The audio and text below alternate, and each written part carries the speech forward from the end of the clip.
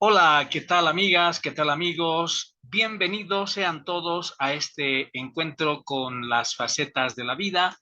Como siempre, de manera periódica, a esta hora presentamos en el canal de YouTube de Iván Marcel Durán Fernández Facetas. Bienvenidos.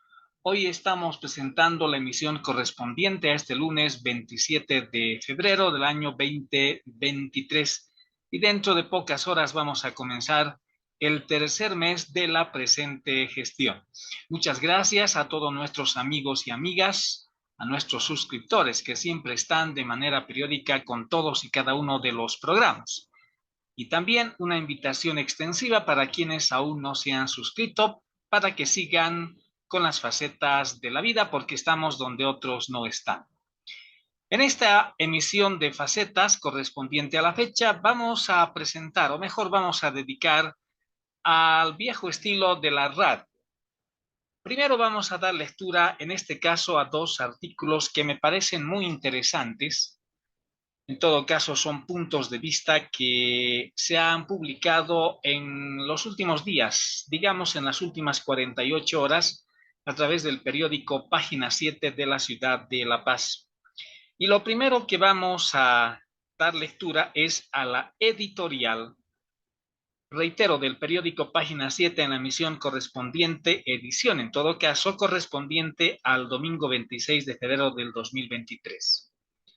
Y tiene relación a un tema que es, yo diría, un golpe bajo a los intereses políticos del movimiento al socialismo, se vea por donde se vea.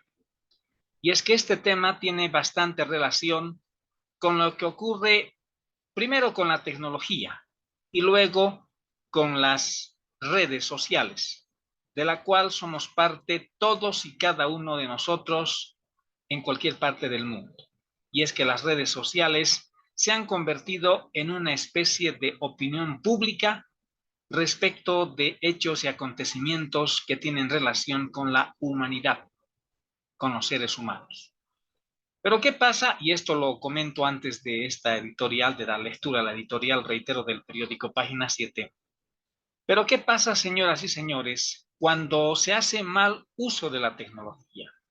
Cuando se hace mal uso de las redes sociales, cuando se hace un uso nocivo, donde se miente, se incrimina, se calumnia, en fin, en cuestión de segundos, así, en un abrir y cerrar de ojos, una persona, una institución, en fin, los bienes de una persona, todo lo que le rodea a una persona en cualquier parte del planeta Tierra, en el idioma en el que se hable, en el país en que se encuentre, puede tener un cambio radical en contra de sus intereses, de sus derechos, de sus acciones, de sus bienes, si es que se le da un mal uso a la tecnología y a las propias redes sociales. En la última temporada, la tecnología y las redes sociales, y para ser más específicos, sobre todo el Facebook, han logrado ganar espacios, así culturalmente hablando, en todos los campos y en cualquier parte del mundo. Hasta me atrevo a decir que ahora el resto de los medios de comunicación social, reitero, en cualquier parte del mundo, están obligados a hacer un esfuerzo más para no perderse, sino para estar en un nivel de aceptación por parte de ese público que sigue a las redes sociales y que directa o indirectamente se dirige a través del Facebook. Me refiero a la radio, a los canales de televisión, sean abiertos o por cable, por cualquier medio que pueda estar entrelazado, y sobre todo a los medios escritos. En algún momento había escuchado decir fuera de Bolivia que, por ejemplo, los libros iban a desaparecer o están por desaparecer y están sustituyéndolos, en todo caso, las publicaciones literarias o de los libros de manera electrónica. Ese es otro tema, pero vale la pena en este momento mencionarlo para hacer una especie de preámbulo a lo que voy a dar lectura. ¿Y qué es lo que voy a dar lectura, señoras y señores, en esta emisión de Facetas? Y es que el periódico Página 7 ha publicado, reitero, en su edición de este pasado domingo 26 de febrero, en su editorial, que me parece muy, pero muy interesante. Y dice su editorial: Guerreros digitales infraganti. No puedo ver, y creo que ha sido un título muy especial, completo, adecuado. Creo que no podía haber otro mejor título. Este es un buen título para la editorial del periódico Página 7. Y creo que muchos de ustedes, por no decir la mayoría de quienes están siempre con nuestras emisiones periódicas de Facetas, ya se dan cuenta a lo que me estoy refiriendo. Reitero: Guerreros digitales infraganti. En el año 2016, dice esta editorial, tras haber perdido el referéndum para postular a un nuevo mandato, el entonces presidente Evo Morales consideró que su derrota obedeció a las mentiras difundidas por las redes sociales sobre su relación con su exnovia Gabriela Zapata, que era una alta ejecutiva de una empresa china que se había adjudicado millonarios contratos con el Estado boliviano.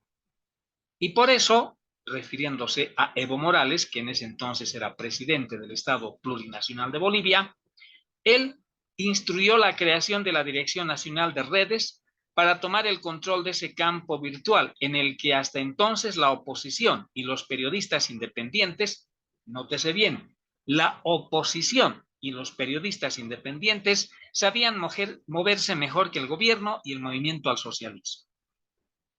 Así fue como nacieron los denominados guerreros digitales, que se instalaban en cuartos de guerra para generar contenido a favor del gobierno y en contra de sus rivales. Pero no solo eso. Luego el aparato fue creciendo hasta llegar a suscribir millonarios contratos con empresas como Neurona para la producción y difusión de contenidos, todo a costa del erario público. Este es otro punto que deben tomar en cuenta. Primero, dice que las redes sociales, en el caso de los guerreros digitales, nacieron para hacer afrenta a la oposición, a los periodistas independientes. ¿Y con qué sostén económico? Con o a costa del erario público. Se entiende, con fondos del Tesoro General de la Nación. Pues bien, continuamos con esta lectura. 7 años después, la empresa Meta, propietaria de Facebook y otras plataformas digitales, los descubrió infraganti. Desactivó sus cuentas, que llegan a unas 1.600, muchas de ellas falsas, y los vetó de sus redes sociales. Estableció que esta red estaba vinculada al gobierno, se sobreentiende al gobierno de Bolivia, y al movimiento al socialismo, que criticaba y trataba de silenciar a la oposición y a los medios. Esta red empleó algunas cuentas falsas para realizar un gran número de reportes falsos contra, por ejemplo, páginas de organizaciones de noticias y miembros de la oposición, indica el informe. Los medios y los periodistas sabemos mucho de eso porque hemos sido víctimas de esta red perversa, que no solo hostigaba y desprestigiaba con informaciones falsas, sino que además hackeaba cuentas oficiales de los medios, denunciaba las redes de noticias, lograba el bloqueo de las cuentas de los medios e incluso enviaba amenazas de muerte a sus trabajadores. Por eso, la noticia de que Meta había descubierto esta red y que había desactivado sus cuentas llegó como una gota de justicia en el mar de injusticia que impera en Bolivia. Sin embargo, dice Página 7, no hay que ser ingenuos para creer que aquí acaba la historia. Ahora mismo deben estar levantando una nueva red, porque para eso les sobra dinero y recursos humanos, algo que escasea en los medios independientes. De hecho, el mismo informe de Meta establece que esta red contrató publicidad en Facebook e Instagram por un valor de más de $1 millón, dinero que aún no lo sabemos quién financió, pero es posible que haya salido de las arcas públicas.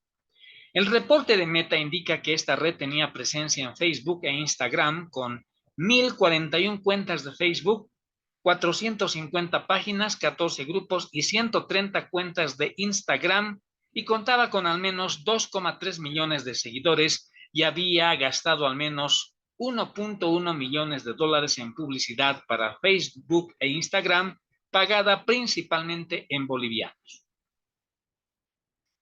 La ministra de la Presidencia, María Nela Prada, dijo que si los ejecutivos iban a hacer este tipo de declaraciones, mínimamente debieron hacer las consultas correspondientes a un gobierno electo democráticamente.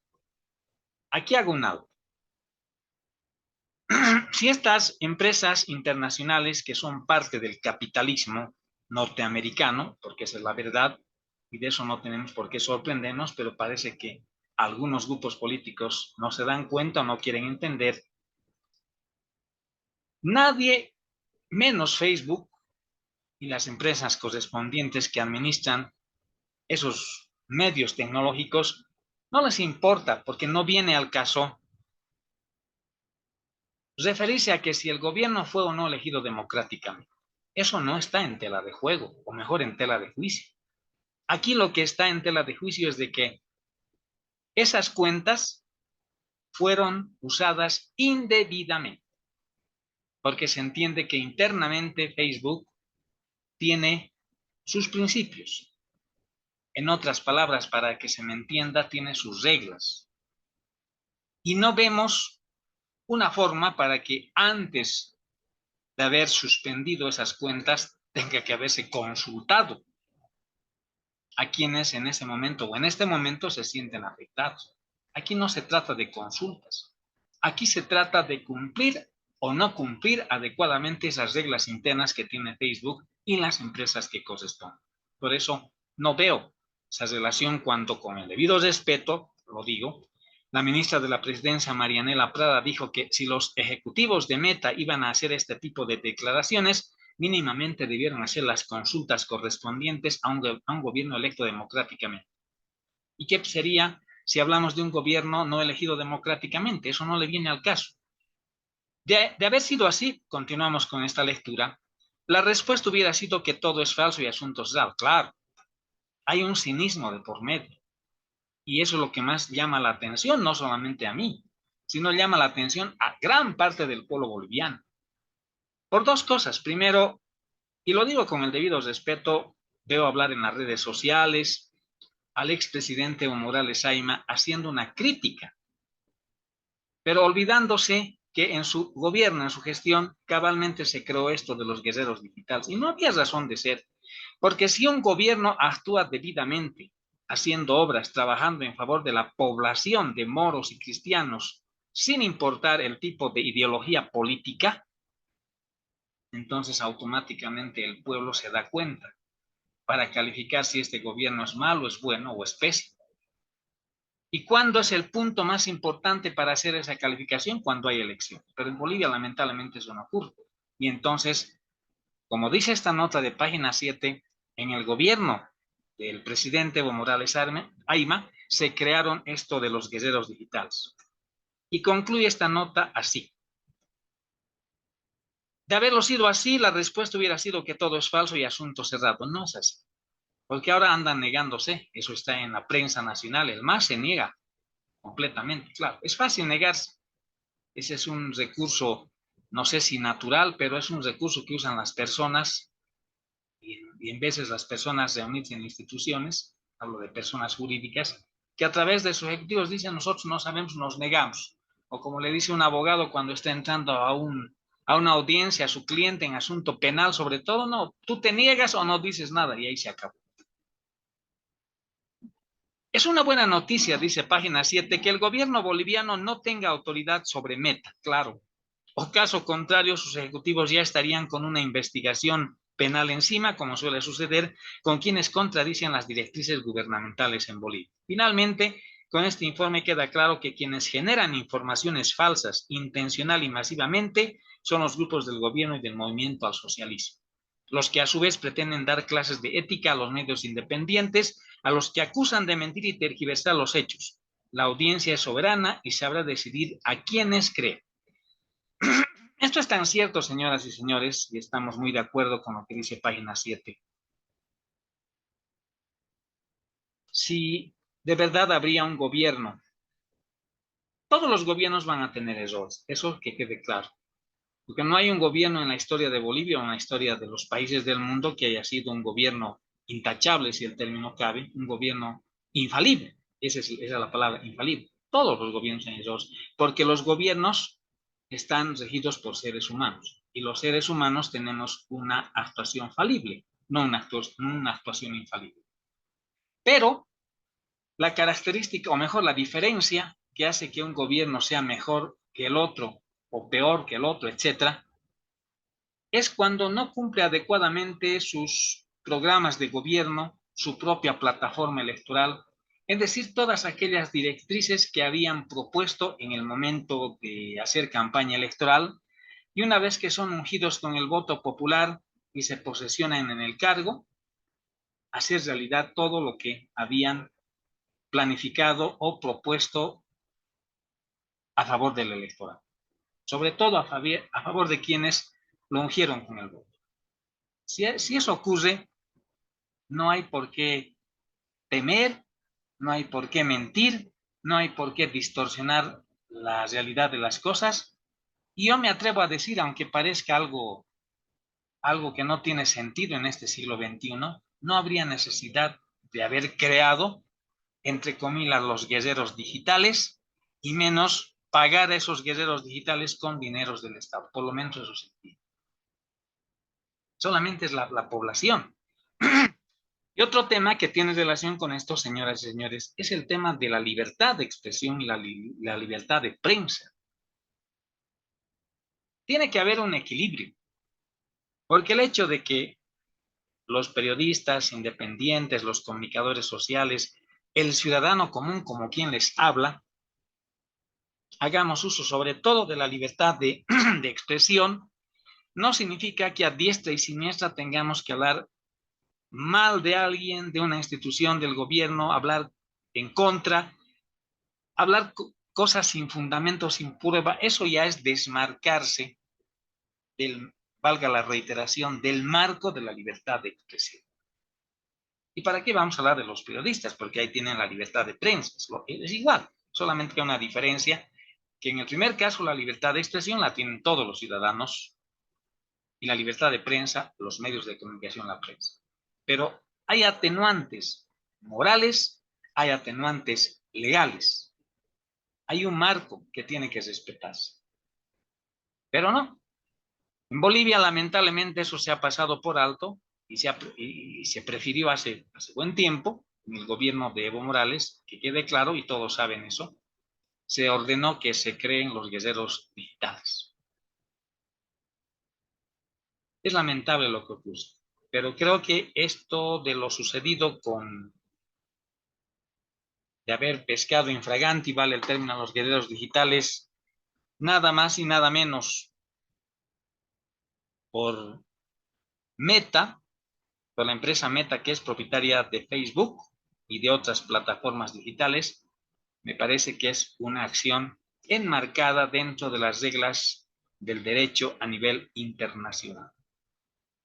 Porque claramente aquí dice página 7, cuando hemos dado inicio a esta lectura, dice: en 2016, tras haber perdido el referéndum para postular a nuevo mandato, el entonces presidente Evo Morales consideró que su derrota, según él, obedeció a las mentiras difundidas por las redes sociales. Y por eso, dice, ordenó la creación de la Dirección Nacional de Redes. Claro, crear más dependencias estatales, seguir inflando ya el superinflado aparato burocrático del Estado, seguir incrementando el déficit fiscal nada más, como ocurrió hace unos años, y crear la Dirección Nacional de Redes. Al igual que se creó la Dirección Nacional Marítimo del Mar, si la memoria no me falla, por el tema del mar.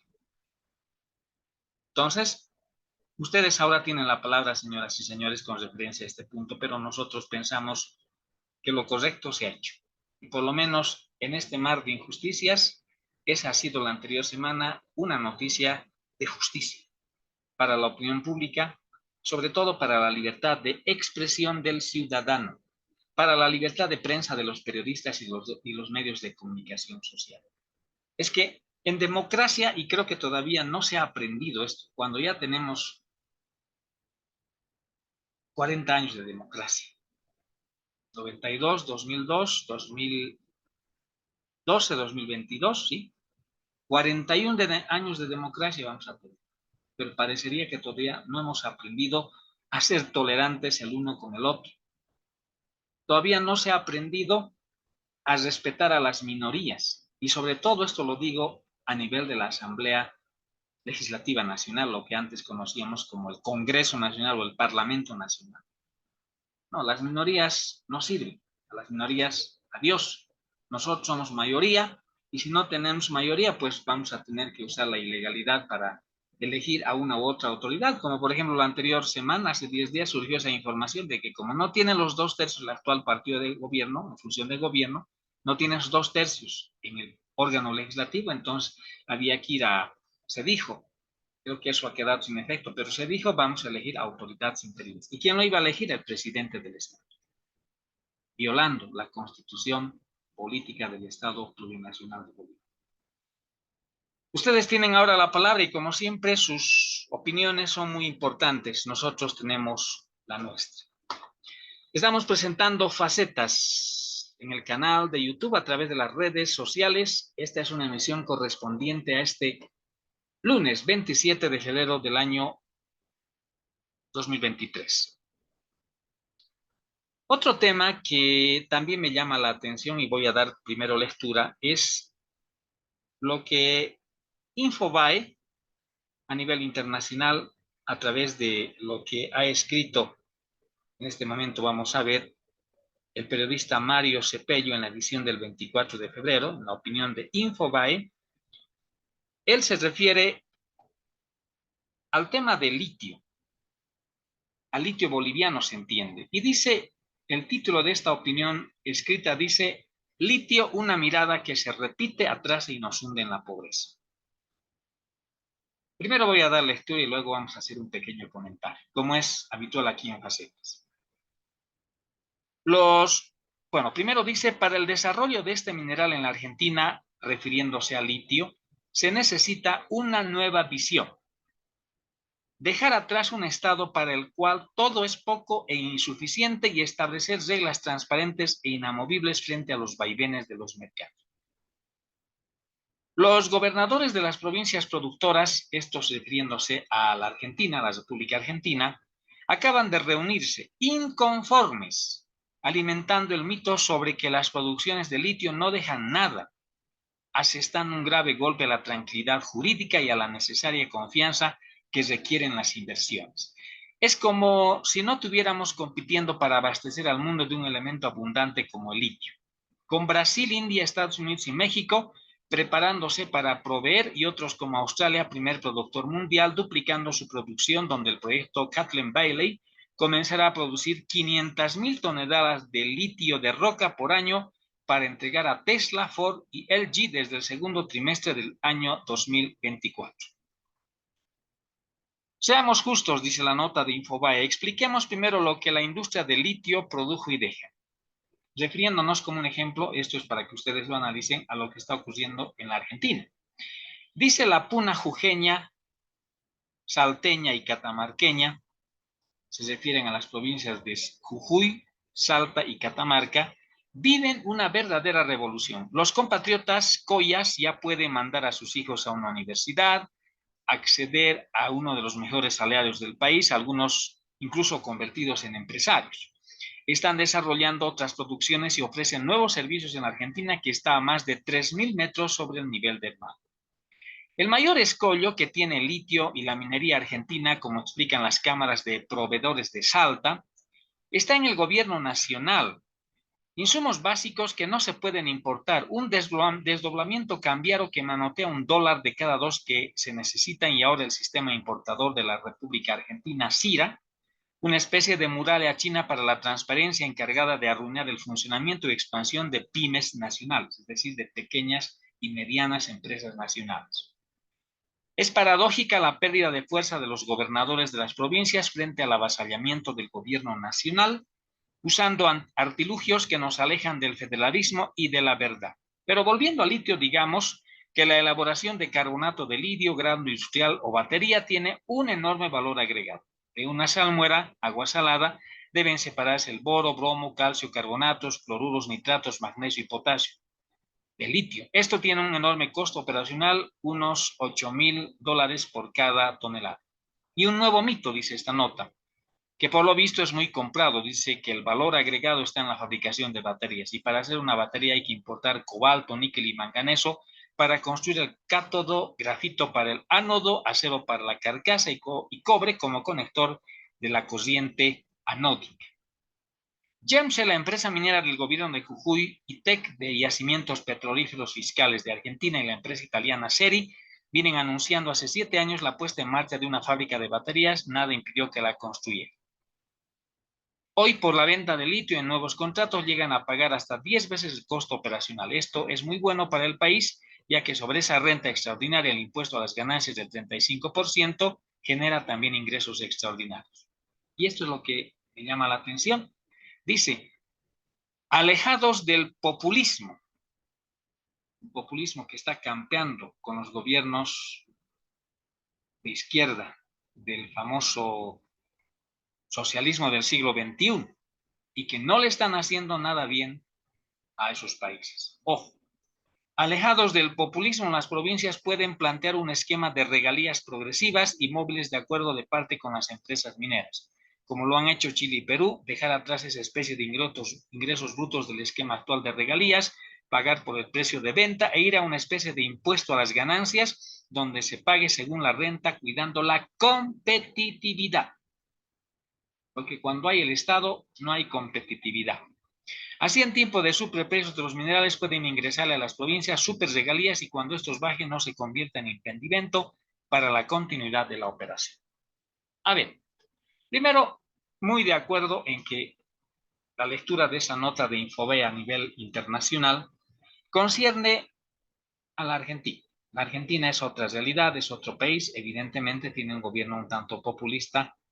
El tema del litio, como acaban de darse cuenta, se viene manejando no de la mejor manera, pero como acaban de darse cuenta también, hay una renta de efectividad que cuando las ganancias suben, las regalías también suben. Y si bajan, también las ganancias respecto de las regalías tienen que bajar. Dice alejados del populismo. Perfecto.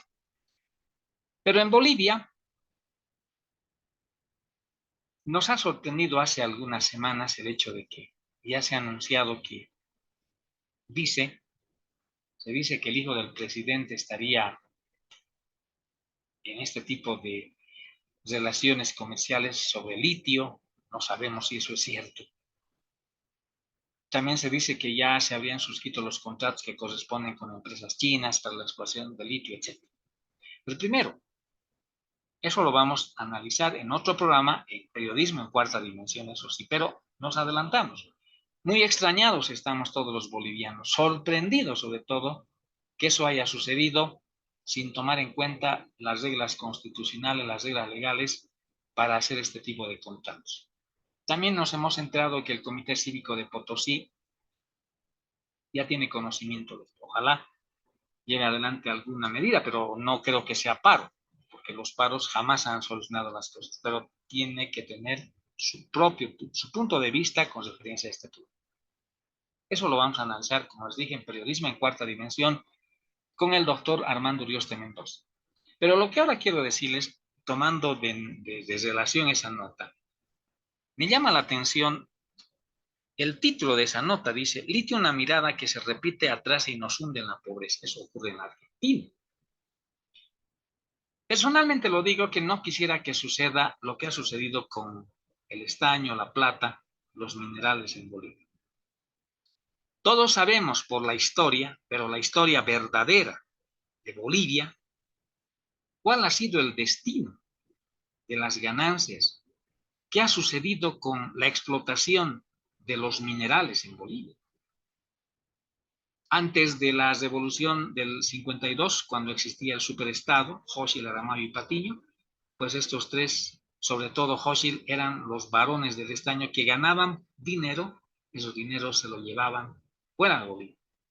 Por eso hubo la revolución nacional. Pero también hay que tomar en cuenta que sucediendo así todos y cada uno de los gobiernos constitucionales y de facto, Bolivia y particularmente Potosí seguía, incluyendo Oruro, seguían en el atraso. Si teníamos tanto mineral que se exportó cómo es que no teníamos ni un metro de carretera asfaltada, de camino asfaltado. Y aquí no voy a decir que gracias al gobierno de X, al gobierno, no, no. Todos los gobiernos tienen la obligación de hacer obras. No, no hacen obras para que después se pongan un cartel ahí con la foto del presidente y digan en la gestión del presidente tanto se realizó esto, como si estuvieran haciendo un favor. Es su obligación. Y esto también va para los alcaldes de los municipios. Lo primero que hacen es ponerse la fotografía y decir, obra en el gobierno, en la gestión edilicia de fulano y su tal. Eso no es correcto. Pero volviendo a lo que les decía, tantos años de explotación minera en Potosí, en Oruro, pero hablando de Potosí, y no teníamos un centímetro de carreteras asfaltadas. ¿Dónde fue esa plata? Si la historia nos va a hablar de que hay algo de relación con ese, no sé si llamar, fue como una especie de recuerdo histórico que con toda la plata extraída del Cerro Rico se podía construir un puente desde Potosí hasta España. Entendiendo el contenido de esas palabras, de esas frases, uno se da cuenta cuánto dinero salió de Potosí. Pero la pregunta sigue, Potosí, hasta el momento, sigue siendo uno de los departamentos más pobres de Bolivia. ¿De qué sirve que Potosí esté en segundo lugar en el tema de exportación? Es casi lo mismo lo que está ocurriendo en la vida. Seguimos más pobres, pero seguimos exportando más minerales.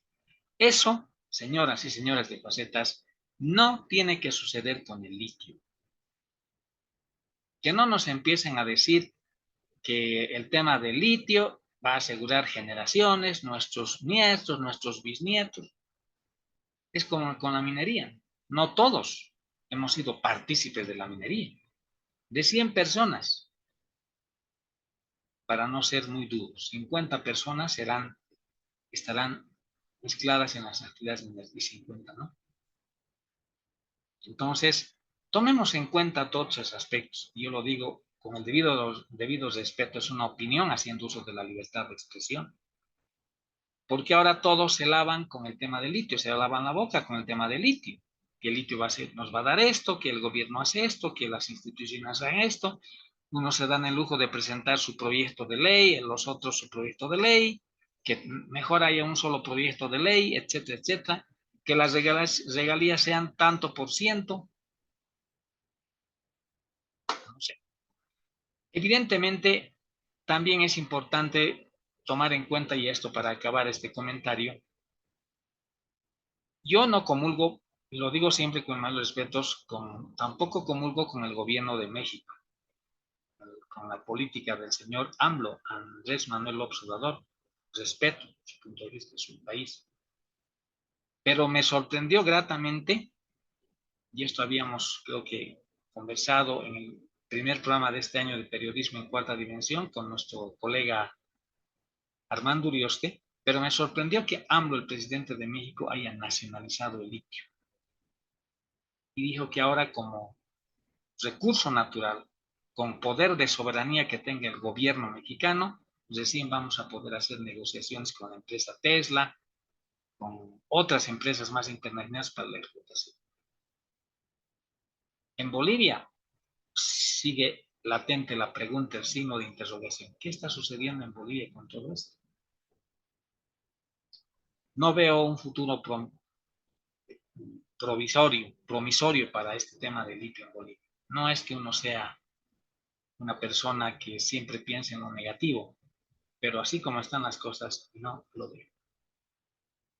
Espero equivocar, porque no vayamos a cometer, esto va para gobernantes y gobernados, me incluyo porque estoy en los gobernados, pero no vaya a ocurrir lo mismo que con la plata, con el Estado. Tantos años de sacrificio, de explotación minera en Bolivia y seguimos pobres. Y en alguna parte leí que los países donde existe la explotación de las materias primas nunca llega al desarrollo. Y creo que en eso es cierto. Creo que sí, eso es cierto. Porque hay países que no tienen nada de materias primas en el mundo, pero están súper adelantados en todo campo.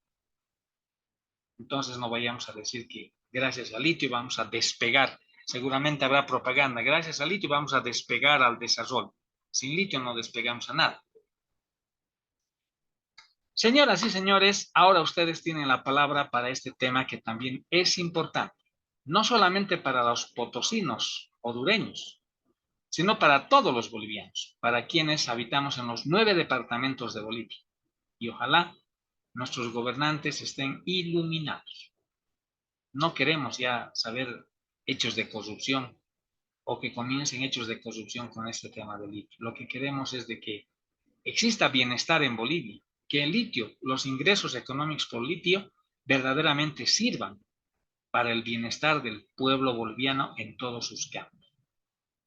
Y no de aquí a unos 50 o 100 años, que por supuesto nosotros vamos a estar, no sabemos qué será del mundo, pero quienes vayan a sucedernos como habitantes de Bolivia no continúen lamentándose y diciendo 100 años han pasado de la explotación del litio y seguimos igual. Ojalá no se equivoquen. Y como les decía, háganos llegar sus puntos de vista, sus opiniones, porque estos temas siempre son importantes comentarlos en lunes. Destacar los artículos de la prensa escrita nacional, la opinión en todo caso, como hemos visto con el tema de Herederos Digitales Infraganti, la editorial del periódico Página 7, y este tema de litio en Argentina, que tiene relación en ciertos aspectos con Bolivia. Esa fue una lectura extractada de Infobae Internacional. Muchas gracias por su deferencia y si se han dado cuenta, Facetas ya está ingresando a varios sectores, al viejo estilo de la radio. Tenemos el sector este, que hoy ustedes han visto, no es el primero. Tenemos ya muchos videos publicados en nuestro canal de YouTube, en el canal de YouTube de Iván Marcel Durán Fernández. Exactamente les voy a decir, tenemos 236 videos y tenemos una muy buena cantidad de suscriptores, nos sentimos orgullosos, pero en algún momento también en día lunes nos hemos puesto a comentar la opinión de la prensa escrita nacional. Hoy hemos hecho eso, luego le damos el comentario, pero también falta el comentario de ustedes. Pueden hacerme llegar sus comentarios sobre estos puntos que son de interés nacional. Muchas gracias por su deferencia. Ah, y como les decía, me olvidaba. El lunes, por ejemplo, tenemos opiniones de la prensa. El miércoles, jueves, mitad de semana, periodismo en cuarta dimensión con Alex Armando Urioste Mendoza. Facetas también está con las tradiciones, crónicas y leyendas de Potosí y de los otros departamentos de Bolivia. Facetas también está con el folclore, analizando como lo estuvimos este último fin de semana en la ciudad de Oruro, con el tema del carnaval de Oruro. Y también hay un sector que ya hemos presentado y lo vamos a ir mejorando, lo vamos a ir implementando de mejor manera, no descuidando la música internacional contemporánea, porque si ahora periodismo en cuarta dimensión es parte de Facetas, el musiquero de antología también es parte de Facetas. En el musiquero de antología vamos a destacar sobre todo los discos de vinilo. Ya tenemos un programa presentado, los discos de vinilo que todavía tienen ese valor inconmensurable. Y no nos estamos olvidando de nuestras entrevistas vía Zoom, que creo que es la parte más importante de Facetas porque con las entrevistas vía Zoom realmente nos contactamos con todos nuestros amigos, amigas, con nuestros entrevistados que están fuera de Potosí, que están en Bolivia o están en cualquier parte del mundo. Así que habrán sorpresas. Muchas gracias por su deferencia. Volveremos en cualquier momento para seguir presentando las facetas de la vida. Permiso, sigan con este programa tan, pero especial. Una vez más, muchas gracias.